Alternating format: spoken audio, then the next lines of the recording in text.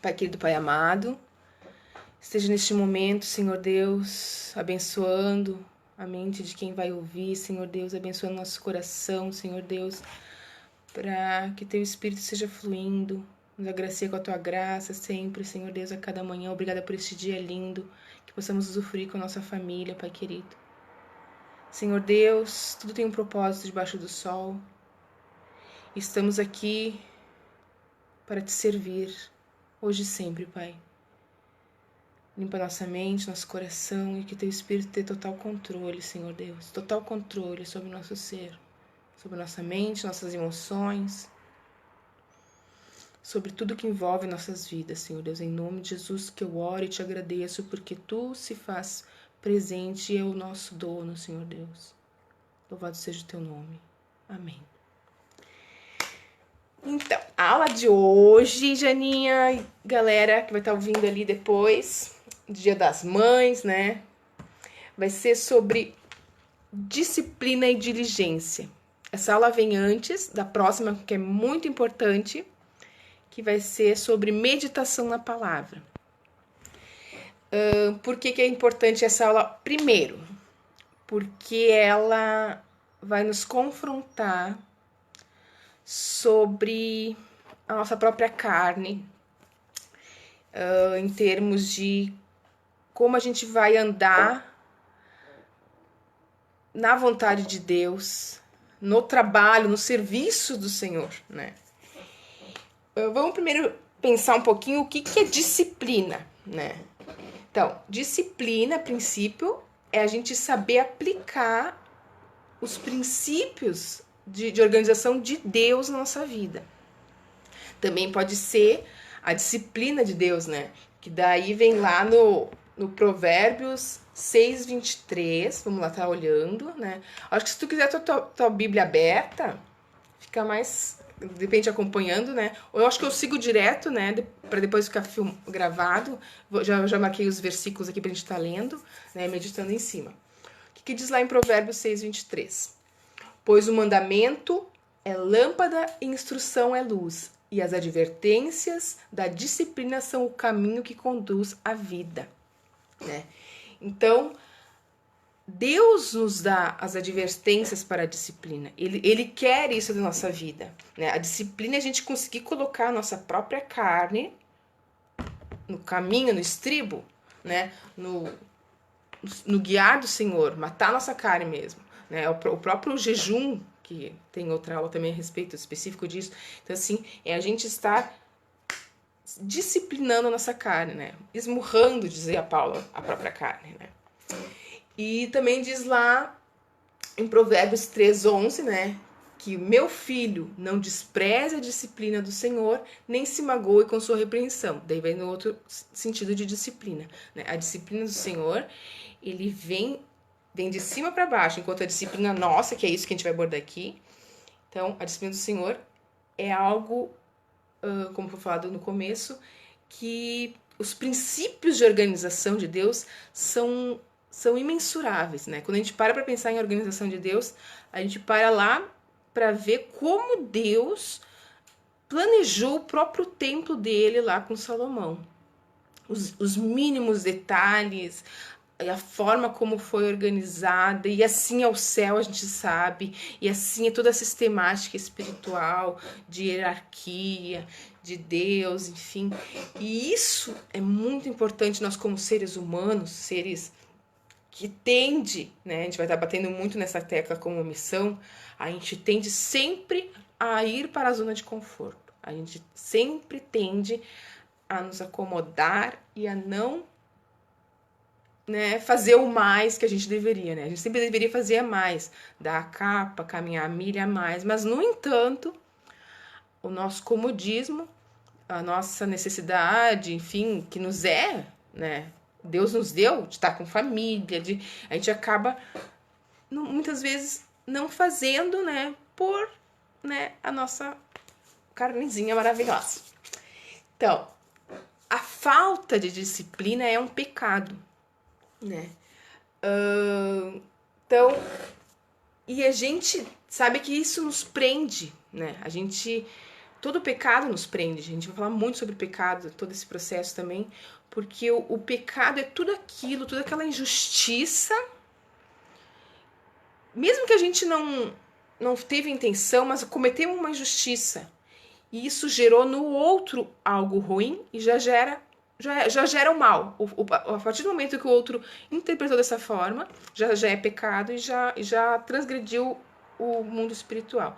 Então, por isso que a gente, como cristãos, até o próprio Cristo diz, deixa ali tua oferta e vai depressa consertar com o teu irmão, né?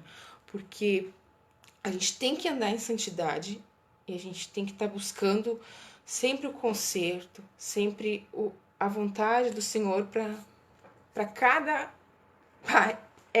Por isso que Cristo nos justifica, a gente vai estar vendo logo mais adiante. Então a gente tem que aceitar a correção, a nossa própria correção, a gente tem que se corrigir, é a chave da gente estar conseguindo modificar tudo isso.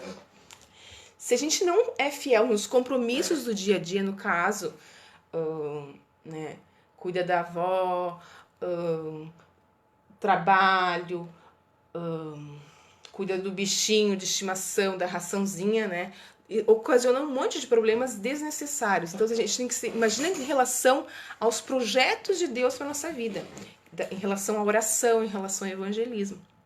A gente tem que estar muito atento, né? Principalmente e eu sei que nós estamos aqui nesse propósito, porque Deus forma os grupos com propósitos. Nosso propósito, eu vejo que somos, basicamente esse ano vai ser mulheres, né? Que nós temos um grande amor em cuidar de pessoas, né? Então Deus tem um propósito específico para esse grupo esse ano, assim como teve nos outros anos, cada um teve um grupo específico, né? Então, especificamente, eu vou estar reforçando porque esse é o meu chamado, né? Na verdade, o de fomentar a ação no seu próprio ministério e principalmente gerando a cura e a partir da misericórdia, do cuidado das vidas, né? Que esse cuidado está procurando, no caso, está passando uma coisa fidedigna à palavra do Senhor, procurando, está entendendo a mentalidade do meu próximo, para podendo estar inserindo Cristo na vida dele. Tudo isso é porque eu amo as pessoas. Isso tudo você está buscando aí, porque você ama, você quer dar mais, você quer mais conhecimento para poder realmente estar dando o seu melhor, né? E trazendo mais pessoas a Cristo. É esse o nosso objetivo. Em Eclesiastes 3:1 diz: para tudo há uma ocasião e um tempo para cada propósito debaixo do sol. Então, tudo, isso a gente tem falado, tudo pertence a Deus. O tempo e o espaço é de Deus. Ele tem tudo predeterminado. Muitas vezes, a gente não compreende muitas coisas que a gente passou. Passou, a gente aprendeu. Agora é daqui para frente. Por isso a disciplina, por isso a diligência, né?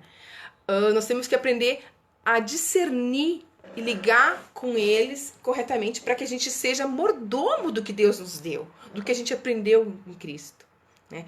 Então, o tempo nos é dado. E a gente tem que saber que esse é o tempo para isso que Deus nos tem usado. No caso, né, Deus tem dado esse nome, missão plena, porque é como eu entendo a missão. Missão é você entender a tua própria identidade, entender que hoje tu és o que é, porque Deus te equipou, porque Deus tem algo com cada uma de nós, Deus tem algo com esse grupo, e os projetos de Deus jamais se frustram. E ele tá fazendo, né? Então a gente tem que discernir o tempo, e esse é o tempo que ele tem nos dado. E diligência, então, é permanecer na disciplina, né? Que é aí que vem, na aula que vem, sobre meditação na palavra, né? Que é uma das coisas que Deus nos cobra, que vai ser diário, né? A gente vai ter o cronograma e a gente vai estar, né, se disciplinando a ter aquele momento de estar buscando no Senhor.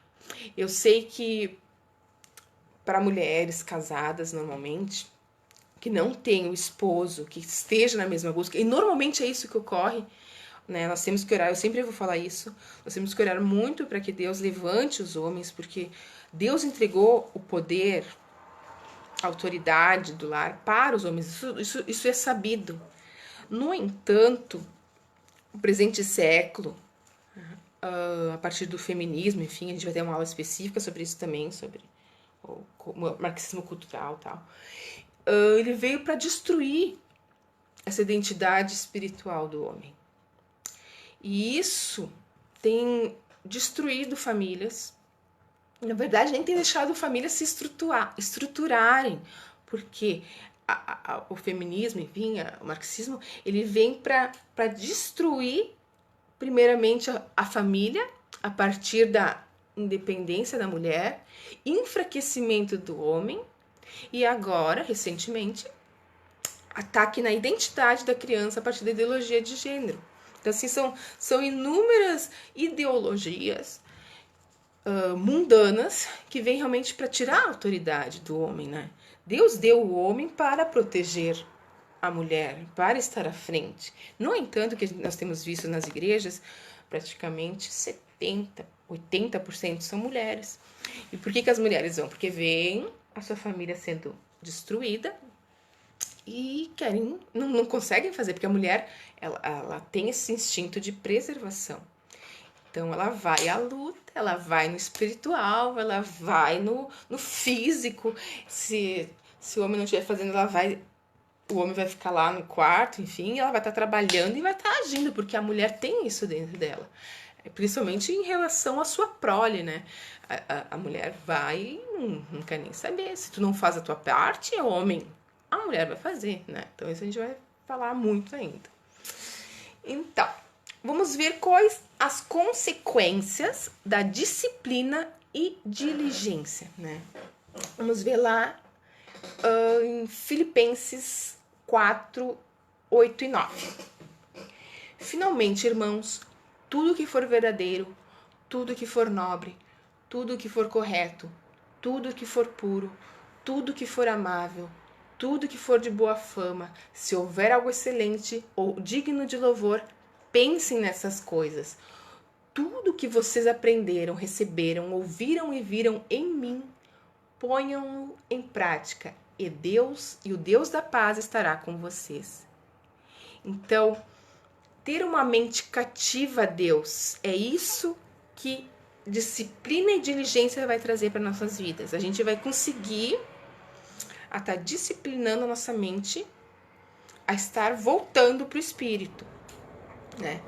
Então, por isso que a gente tem que trabalhar disciplina e diligência na nossa vida. Nós temos que propor um horário da manhã, enfim, normalmente diz meditar de dia e de noite, né? Mas assim, começar pela manhã e ficar remoendo aquela palavra dentro do dia. Então, assim, nós vamos ter uma mente cativa a Deus, tendo esse tipo de ação sobre nossa carne. Salmo 1, 3. Diz lá: é como uma árvore plantada à beira de águas correntes, dá fruto no tempo certo e suas folhas não murcham. Tudo que ele faz prospera. Então é o que nós temos visto, nós estamos buscando agora. E nós precisamos agora trazer a excelência nos serviços do Senhor. A excelência, nós acordamos cedo ali, enfim, é domingo, a família está lá dormindo, né? Logo tem ali a comemoração do Dia das Mães, especialmente hoje é aniversário da minha mãe também. Então, mas a gente está aqui, porque a gente se determinou, vamos acordar cedo, né? Muita gente é o horário normal de acordar, mas enfim, é domingo, as pessoas gostam de dormir mais. E vou estar tendo essa aula, né? Então, a gente quer dar fruto. Então, se a gente permanecer em disciplina e diligência, a gente vai dar fruto, assim como a planta à beira de águas, né? Outra consequência, então, da disciplina e diligência é ser fiel a Deus. Vamos lá, vem Mateus 25, 16. Fala sobre os talentos. Então, o 25:16. O que havia recebido 5 talentos saiu imediatamente e aplicou-os e ganhou mais 5. Então, essa pessoa, ela foi disciplinada e diligente. Ela ganhou e foi lá e multiplicou. E é isso que Deus nos tem dado, nossos dons. É isso que Deus tem nos disponibilizado. Enfim, não temos uma igreja física, não temos, enfim, uma igreja constituída, mas temos a internet, a gente tem a nossa disposição do dia a dia e a gente está multiplicando, a gente vai multiplicar. Tudo que a gente está aprendendo, tudo que a gente vai aprender, tudo que a gente está ouvindo, hoje e sempre, por disciplina e diligência, a gente vai estar aplicando e ganhando mais, muito mais. Daí segue lá o 25:21. E o Senhor respondeu: muito bom, servo, muito bem, servo bom e fiel. Você foi fiel no pouco e o porei sobre o muito. Venha e participe da alegria do seu Senhor. Então, isso nos leva a pensar o quão importante é isso de a gente ser diligente e perseverante no que Deus tem nos dado. Porque, como eu falei na outra aula, Deus nos deu alguns dons e a gente não tem sequer noção que a gente tem esses dons. Porque a gente muitas vezes é covarde em colocar em prática muitas coisas. Mas, e dá um pânico quando a gente para olhar esse versículo, né? Ele vai, no pouco que eu te dei, tu foi fiel. Será que a gente está sendo fiel em tudo? Então, sim, botar essa pulguinha atrás da orelha, né? Temos que ter esse temor. É uma coisa muito, muito séria. Brincar. Quando eu olho para minha própria vida, eu penso, será que é só isso? Sabe? Enfim, me dediquei ali no seminário 9 anos. Antes disso, já fui do louvor, enfim, culto infantil, tudo que vocês podem imaginar, né? Será que é só isso? Será que eu não devia ter feito mais? Será que eu não devia ter feito aquela pessoa paraplégica na igreja que me deu aquele ímpeto de orar e eu não orei? A gente nunca vai saber, né? Então eu tenho temor. E logo em seguida vamos ver também, Mateus 25:26, sobre aquele que não aplicou o talento. O Senhor respondeu: servo mau e negligente. Você sabia que eu colho onde não plantei e junto onde não semeei. E daí a gente sabe o que acontece, né? Então, gente, vamos estar junto aí se ajudando. A gente é uma... O que é ser igreja? É a gente estar em comunhão. E a gente está em comunhão em espírito. E assim como incontáveis pessoas que andam sob o Espírito do Senhor Jesus, o Espírito Santo de Deus, nós temos um propósito e nós temos que andar juntos em igreja. E temos que estar atentos a isso. E também, outra coisa que vem à nossa vida, né, em virtude de disciplina e diligência, é prosperidade. Tudo que a gente faz dá certo. Ah, mas me aconteceu aquilo ruim, eu estava no Senhor, não sei o quê. Quando a gente começa a entender um pouco o mundo espiritual, como se age até, de repente eu faço uma aula específica sobre isso que nenhum outro ano teve, como se move eletromagneticamente, eletricidade mesmo, magnética, tudo. Isso é tudo como a gente emana e conforme a gente emana, é o que a gente atrai e é exatamente aquilo que a gente tem que aprender para a gente não fazer mais aquilo e, na verdade, a gente transformar a nossa própria identidade no princípio de santidade fidedigno a Cristo.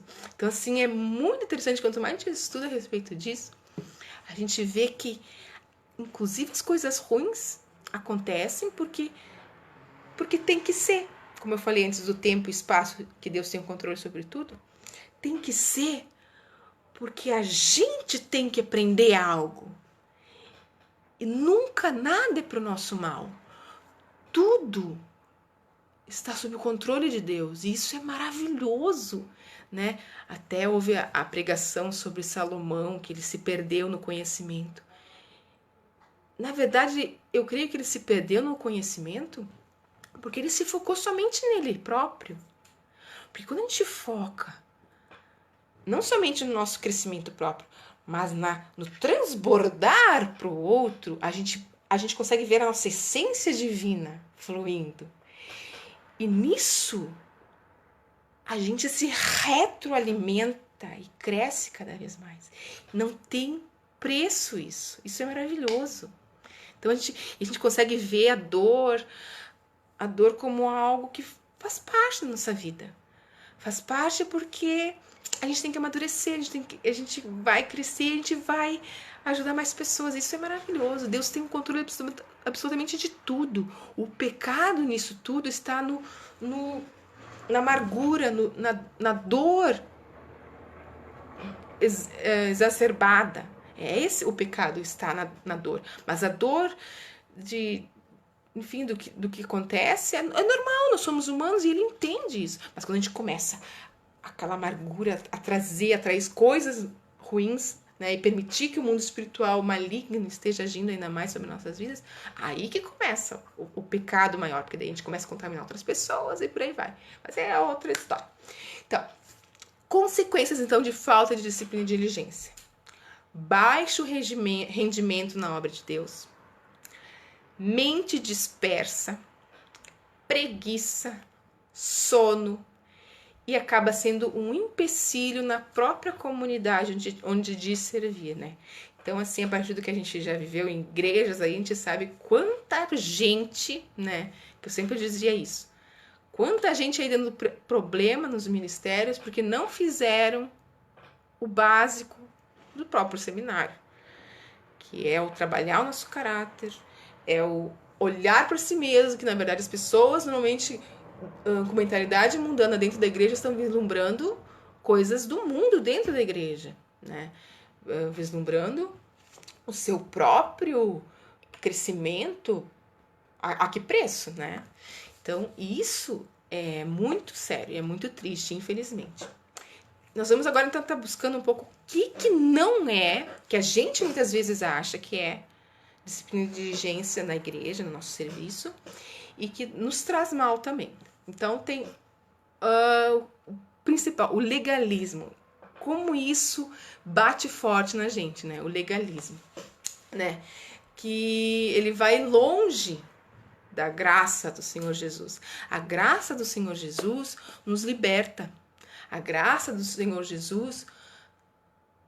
Eu até estava comentando com uma menina, nem sei que religião ela era, enfim, mas é assim que eu tenho chegado nas pessoas.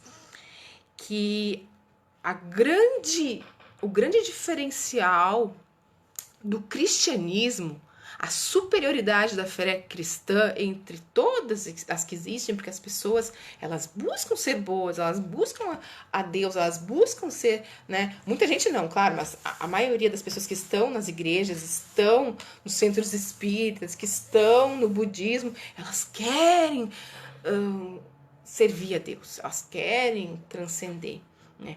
Só que o grande diferencial do cristianismo, que é aí que está o X da questão, é que o cristianismo, a gente morre na cruz, nosso ego, ou seja, o nosso eu está lá. E isso nenhuma religião oferece, entre aspas, não é oferece, porque somente quem experimenta esse nascimento em Cristo, após a gente entregar-nos a Cristo definitivamente, é que pode saber o que é isso. E como eles não conseguem conceber essa mentalidade, quem experimenta Espírito Santo, experimenta isso, então para eles é muito complicado entender isso.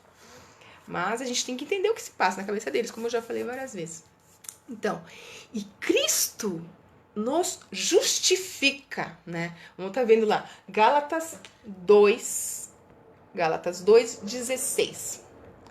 Sabemos que o ninguém é justificado pela prática da lei, mas mediante a fé em Jesus Cristo. Assim, nós também cremos em Jesus Cristo para sermos justificados pela fé em Cristo e não pela prática da lei, porque pela prática da lei ninguém é justificado. Lá em 3:11, 13. É evidente que diante de Deus ninguém é justificado pela lei, pois o justo viverá pela fé. A lei não é baseada na fé, pelo contrário, quem pratica estas coisas, por ela viverá. Cristo nos redimiu da maldição da lei quando se tornou maldição em nosso lugar, pois está escrito: maldito todo aquele que for pendurado no madeiro. Né? Uma coisa que é muito interessante estar falando em relação à lei. O pecado passa a ser pecado quando a gente toma consciência dele. Quando a gente é ignorante, a gente não sabe o que é, não é pecado. Eu gosto de falar sempre em relação aos índios. Os índios aqui andavam pelados. Não havia maldade, assim como Adão e Eva. Mas quando veio a maldade, que foi o caso de Adão e Eva, que eles viram, abriu os olhos que era algo mal, porque até então era tudo lindo, maravilhoso. Os índios também andavam aqui, tudo maravilhoso, né? Não havia maldade. Então havia inocência, né? Então, quando alguém morre, e isso foi o que a lei fez por nós. A lei mostrou o que era o erro. A partir do momento que ela mostrou que era o erro, as pessoas, quando transgrediam, não sabiam que era errado, agora eu errei. E aquilo passou a ser tentação. Por quê? Não pode passar para lá. Passei. Aí você começa a trazer o jugo que é o jugo do pecado em relação à culpa, né? Tudo aquilo que o pecado traz de remorso, enfim. E isso nos afasta cada vez mais de Deus. Então, a partir do momento que Cristo vem, ele nos justifica. Então, a gente continua sendo pecador, mas a gente... Não. Jesus me justifica. Perdão, Jesus, me ajuda a conseguir de novo. Aí você erra amanhã de novo. Eu continuo, Deus. Tu tá comigo. Porque ele nos justifica. Nos justifica não quer dizer que a gente vai fazer de propósito, mas sim que a gente está tentando e a gente vai chegar lá, nossa identidade vai modificar naquela área e a gente não vai pecar mais. Mas ele, até esse processo ser consumado, ele estará conosco. E isso é a graça, a justificação pela fé, que não é pela lei, porque a lei mata, né? A lei... Mas a graça, o Espírito nos vivifica. Quando a gente tem esse entendimento no Espírito, a gente vive essa experiência no Espírito, a gente anda em graça, em graça, em graça, em graça, em graça, e a gente vai trazendo mais pessoas, e a gente vai fortalecendo mais pessoas, e a gente vai libertando mais pessoas na graça do Senhor Jesus, no Espírito Santo dele, na liberdade que ele nos dá, em sermos nós mesmos, falhos, pequenos, insignificantes que somos, mas ele nos leva adiante. Isso não tem preço. Lá em Filipenses, não, ainda em Gálatas, diz lá, 24. E assim a lei foi o nosso tutor até Cristo, para que fôssemos justificados pela fé. Então, até que Jesus não veio, inclusive ele cumpriu toda a lei. Foi isso que ele quis dizer quando ele disse que estava cumprido, estava consumado. Ele veio, não somente as profecias foram cumpridas, mas todos os estágios de negação de si mesmo, de andar plenamente no Espírito, porque ele era plenamente carne, ele era plenamente Espírito.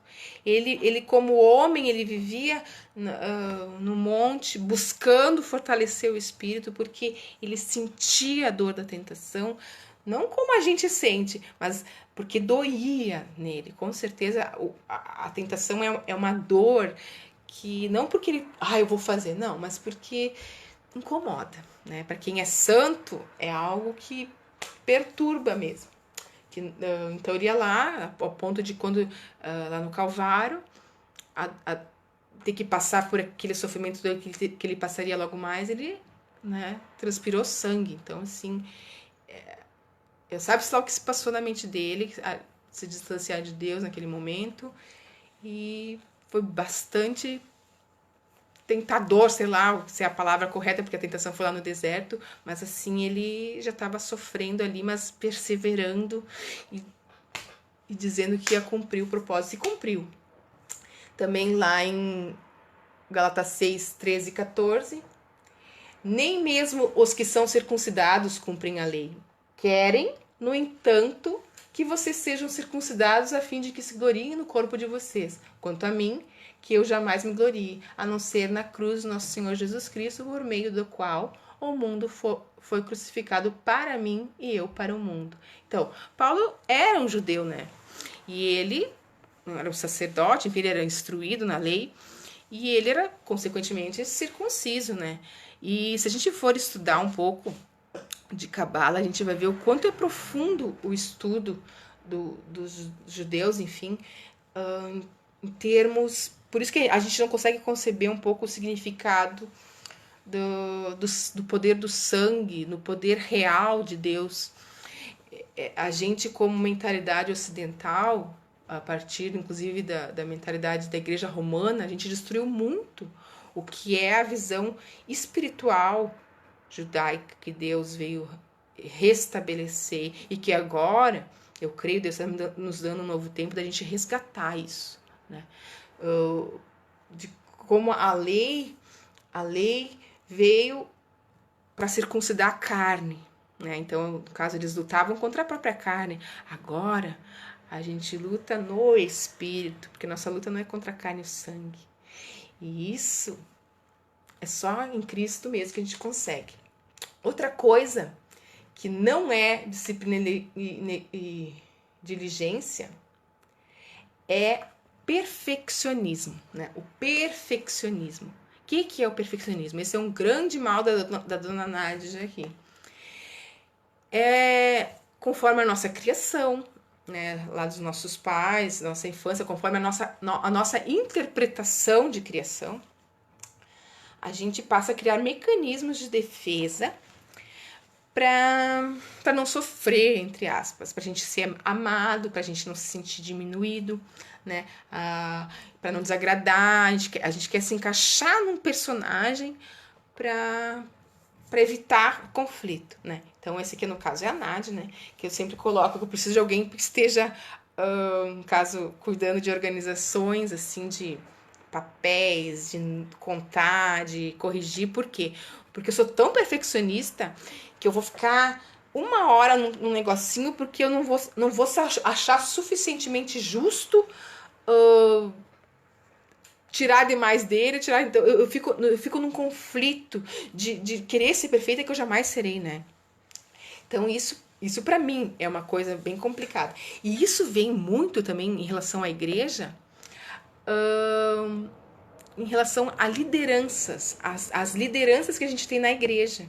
O perfeccionista é o que mais vai se frustrar com líderes. Por quê? Porque a partir do momento que tu tem uma criação, que você não quer desagradar, você quer andar tudo certinho, para, enfim, ser amado, ser aceito, enfim, você vai reportar aos líderes da igreja a mesma sensação de querer fazer para agradar, né? Então, quanta gente a gente vê na igreja que tem essa síndrome, né? Essa necessidade de estar agradando os líderes e toma na cabeça, e toma na cabeça, e toma na cabeça. E isso, quando vem a maturidade, que a gente percebe, assim, é muito gratificante saber que, inclusive, essas dores que a gente passou com líderes, nos servem para crescer e ajudar outras pessoas que são feridas também, no caso do perfeccionismo e outros tantos, e poder ajudar que líderes que queiram crescer não sejam, né, dessa forma. Mas, claro, aí vai também do orgulho desse líder de querer estar compreendendo e crescendo nisso tudo, né? Então, quanto mais dependentes de Deus, mais perfeitos a gente vai ser. E isso que é o barato do perfeccionismo, que não leva a lugar nenhum, porque o perfeccionismo, na verdade, é a nossa carne querendo fazer. E quanto mais a gente fica na expectativa de Deus, mais perfeito a gente vai ser. Quanto mais ciente da nossa pequenez e entregues ao seu espírito, à sua vontade, mais ele vai ser glorificado em nossas vidas, e nisso, isso é a glória dele, isso é aquela aprovação que Deus vai jogar no fogo, assim, e vai ver que é a presença dele, não é a nossa presença. E é nisso que a gente tem que glorificar as nossas vidas, agradecer Deus por nossas vidas e transbordar. Então, apenas o amor incondicional de Deus pode nos libertar dessa insegurança, desse peso, né? Vamos ver lá em Filipenses 3, 12 e 15.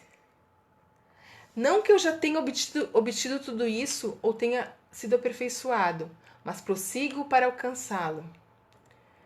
Pois para isso também fui alcançado por Cristo. Irmãos, não penso que eu mesmo já tenha alcançado, mas alguma coisa faço, esquecendo-me das coisas que ficaram para trás e avançando para as que estão adiante, prossigo para o alvo, a fim de ganhar o prêmio do chamado celestial de Deus em Cristo Jesus. Todos nós que alcançamos a maturidade devemos ver as coisas dessa forma. E se em algum aspecto vocês pensam de modo diferente, isso também Deus lhes esclarecerá. Então, todo o peso, tudo, insegurança, é Deus, confia, entrega, sabe? Não se turbe no próprio entendimento. Deus está cuidando de tudo. Então, assim, é confiar no amor incondicional de Deus que a gente vai conseguir. Outra coisa que não é disciplina e diligência é o famoso ativismo. Quem aqui já não foi ativista na igreja? Tinha 500 mil ministérios, né? Ia lá, via a Joaninha correndo, via lá outra coisa, tava fazendo as 3, 4 coisas ao mesmo tempo dentro da igreja. Eu fiz muito. É muito típico também do perfeccionista. Acho que pode dar conta de tudo para agradar e ó, né? Só se quebra, fica sobrecarga e cansa pra caramba. Então, a gente tem que sempre lembrar daí daquela história da Marta e Maria, né? Quem que a gente é na história, né? Por que Maria, né, foi... Na verdade, era pra Marta estar ali. Jesus não estava querendo comer. Jesus é espírito. Se precisasse ficar em jejum 24 horas, 48 horas, ele ficou 40 dias no deserto, ele ia ficar, né? E se bobear, Maria ia ficar junto. Mas Marta estava lá. Porque Jesus dá uma reprimenda aí na Maria, porque ela não quer se mexer, né? Então, ativismo então não significa só excesso de trabalho, que leva ao estresse, mas fazer as coisas com o coração contrariado, né? Quando a gente faz as coisas, eu vou fazer porque não sei o quê, então a gente faz murmurando, reclamando, e pior ainda, né? Para parecer, para agradar a autoridade, como a gente falou antes. Então, cumprir a lei até para autopromoção. Quanta gente aí, porque eu quero ser pastor, então eu vou estar aqui fazendo, né? É bem comum.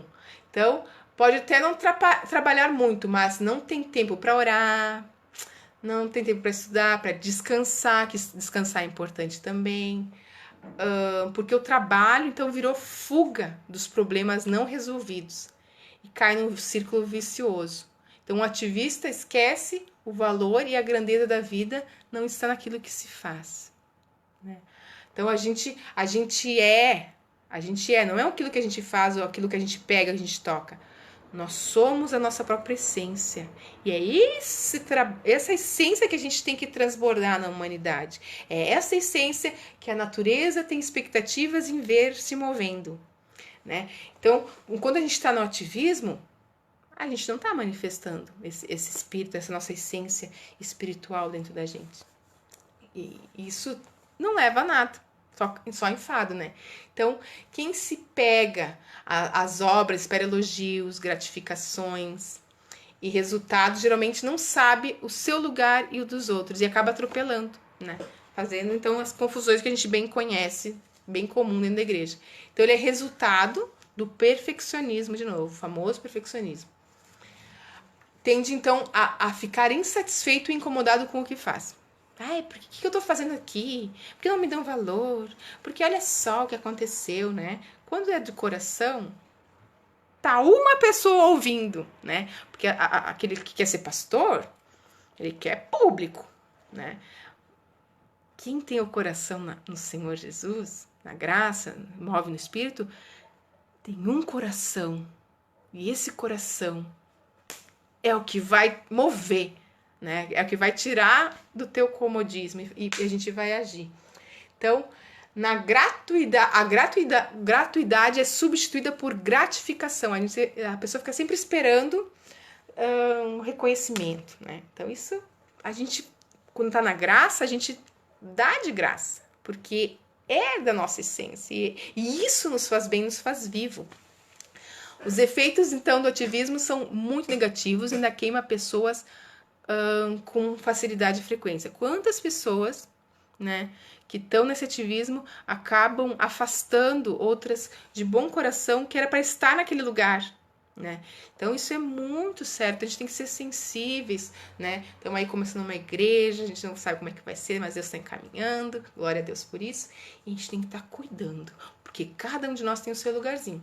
Então o ativista é um fugitivo de si mesmo, é um desertor de Deus. Ele tá literalmente com a visão dele aqui embaixo, só para as coisas terrenas, né? Ele constrói com uma mão, destrói com a outra. Ele é alimentado por determinadas afeições, desejo de aparecer, competição, rendimento, sucesso. Ele peca pela pressa, vive sob a pressão do tempo e sobre a sensação de urgência, que é a tirania do urgente. Quem a gente tem experimentado esses últimos tempos, né? Que quer fazer com as suas próprias mãos, que não deu certo, né? Então a gente tem muitas experiências nesse sentido. A gente tem que estar observando que muitas vezes a gente faz isso também. Então a gente se sobrecarrega com responsabilidades e pela necessidade de sucesso, fazendo o ativismo uma patologia. Muitas vezes a pessoa quer a liderança e começa a delegar, não tem controle sobre nada e é aquela confusão, né? Como eu chamo, é a tal da Torre de Babel, porque são várias vozes gritando, né? Porque não é a direção de Deus, ali é a carne mesmo humana no conduzindo e traz só, né, porcaria. Não tem como dar coisa certa se não tá no espírito. E o remédio para cura, então, o que é? A oração, o lazer, as amizades boas, a comunhão, mudar o estilo competitivo, o perfeccionista parar de ser apressado, enfim, e observar os convites de Jesus, né? Vamos ver lá em Marcos 6,31. Havia muita gente indo e vindo a ponto de eles não terem tempo para comer. Jesus lhe disse: venham comigo para um lugar deserto e descansem um pouco. Então o próprio Jesus descansava, né? E a gente acha que a gente tem que dar conta de tudo, principalmente mulheres, como eu falei antes. As mulheres querem dar conta do que não está sendo feito. Para, observa, aprecia o momento que Deus tem dado de estar com a família. Não, aquela cozinha, aquela bagunça. Para. Ali a bagunça não vai sair. Vai estar de novo, depois no segundo seguinte que você arrumar, vai estar desarrumado, né? Muitas mulheres têm mania de limpeza. Sabe? Fica com o hoje, com o agora. E experimentar, viver no espírito realmente, né? Viver a continuidade, que é o que a gente tem que estar perseverando e sentindo esse prazer. E lá em Mateus 11:28 também diz: venham a mim, todos os que estão cansados e sobrecarregados, e eu lhes darei descanso. E é nisso que a gente, nessa manhã, nessa aula, a gente termina buscando. Vamos buscar agora nesse momento. Pai querido, Pai amado, Tu és um Deus de misericórdia, um Deus de poder, um Deus de graça imensurável. Um Deus onipresente, onisciente, onipotente. Tu estás, Senhor Deus, aqui num espírito conosco. Venha, Pai amado, nos estar dando da Tua paz, da Tua direção, do Teu entendimento. Tudo isso que foi falado, Senhor Deus, em tudo que teremos nesse dia de hoje, nesse dia de mãe, Senhor Deus. Que possamos estar atentos à Tua presença, que possamos estar atentos ao momento de agora, que possamos ter sabedoria em estar, Senhor Deus, andando no Teu Espírito, frutificando na Tua graça. Em nome de Jesus que eu oro e te agradeço, Senhor Deus. Amém. Glória a Deus.